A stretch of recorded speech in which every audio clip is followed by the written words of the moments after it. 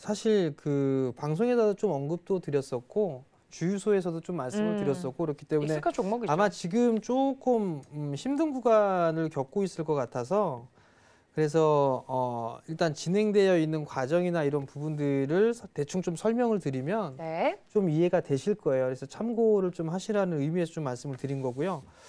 오늘 요거 하려고 그저께 지난주 목요일부터 아마 장비사 쪽 한 8군데하고 좀 통화를 했었어요. 그 하면서 이제 전망이나 이런 부분들을 쭉 한번 보고 그다음에 뉴스 플로우나 쭉 체크를 하고서 좀 말씀을 좀 드리는 부분들이니까 참고를 좀 해보셨으면 좋겠어요. 물론 중요한 부분들 우선 디스플레이 쪽 섹터 같은 경우는 상반기 쪽에 있어서의 발주나 이 부분들은 그렇게 많지는 않아요.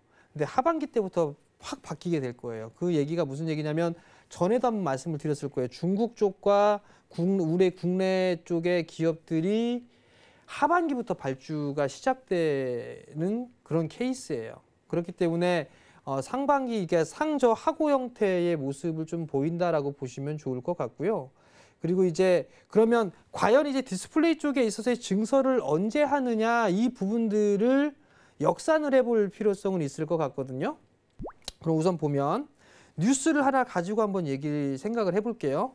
애플이 23년도에 폴더블을 출시를 할 것이다라는 그 기사가 지금 계속 나오고 있어요.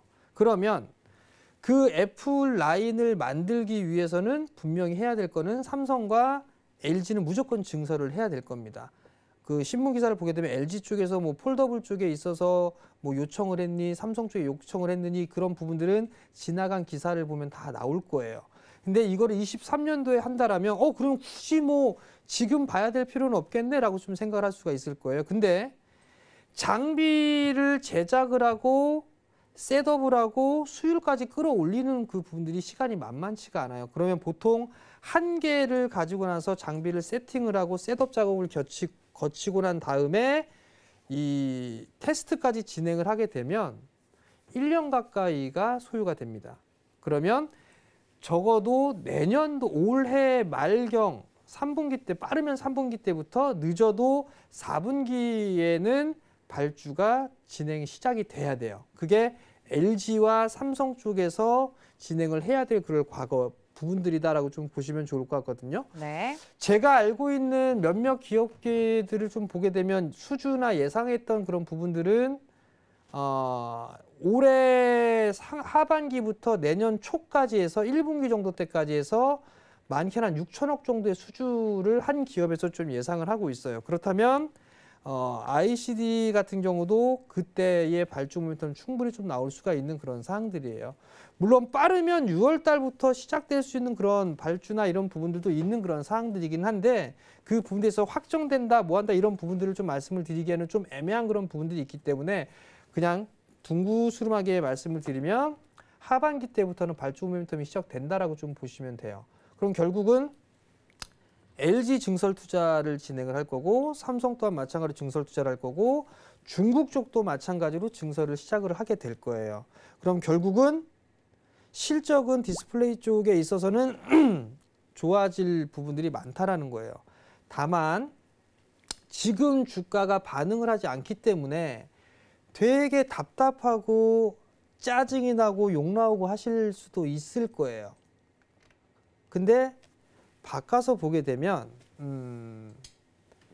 많이 올라가 있는 종목군들을 매수를 했다가 오히려 더 변동성에 놀래가지고 손절을 하거나 그럴 케이스들이 좀 되게 많을 거예요. 디스플레이 쪽 섹터는 그렇게 보면 될 것 같아요. 상반기 때니까 2분기 때까지겠죠. 2분기 때까지 있어야 실적은 수주받은 게 없네? 뭐가 없네라고 하면 실적이 좀 부진하겠네? 그럼 주가 안 올라가겠네. 3분기 이후에 수주 받고 그럼 그때부터 봐도 되겠네 라고 생각하실 수도 있을 거예요. 반대로 보면 조선주 한번 봐보세요. 조선주 2분기 실적 안 좋게 나왔어요. 근데 올라갔던 이유는 하나예요. 수주가 늘어났다라는 거. 그런 부분들이 얘기가 나오면서 상승을 해주는 그런 모습이 나왔을 거예요. 그러면 디스플레이 쪽도 마찬가지가 될 거예요.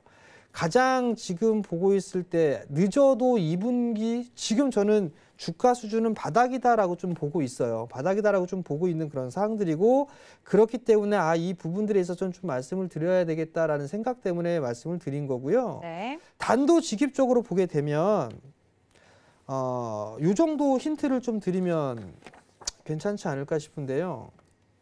원익 IP에서 얼마 안 가면 때려친다고 얘기했을 거예요. 그 시기다라고 좀 보시면 될 것 같아요. 그러면 이거는 얼마 안 가면 때려치시는 거예요? 원익 앞에서 4만 원이었는데. 네.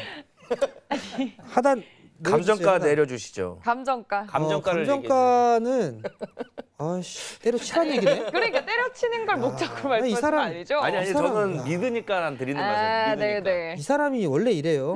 네. 보기 좋아요, 두 분. 왜 갑자기? 25,000원 못 가면 전문가 때려칩니다.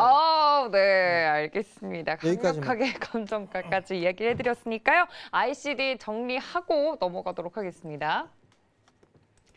네, 여러분들 이 방송 기억하셔야 됩니다. 감정가 ICD 25,000원 정재훈 전문가님 약속하셨습니다. 네, 이 가격 안 가면 그만두겠다. 저랑 약속했으니까 여러분들 기억해 주시면 좋을 것 같고 코멘트 들어볼까요? 싸다면 매수가 진리다. 여러분들 지금 바닥이다 말씀드렸습니다. 이 점까지 참고 부탁드립니다.